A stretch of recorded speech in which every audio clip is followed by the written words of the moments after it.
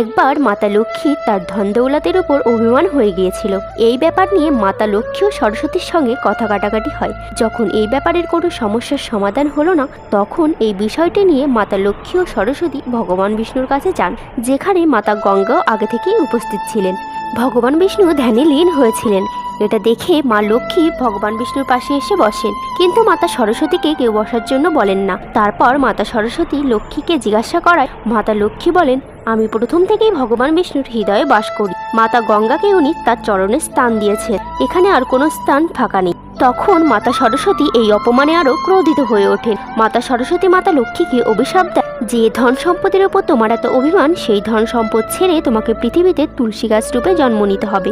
তখন মাতা গঙ্গা এই বিবাদের কারণবশত সরস্বতীকে অভিশাপ দেয়, তোমাকে নদী হয়ে পৃথিবীতে বইতে হবে। একথা শুনে মাতা সরস্বতীও ক্রোধিত হয়ে গঙ্গাকে অভিশাপ দেয়, পৃথিবীতে নদী পাপ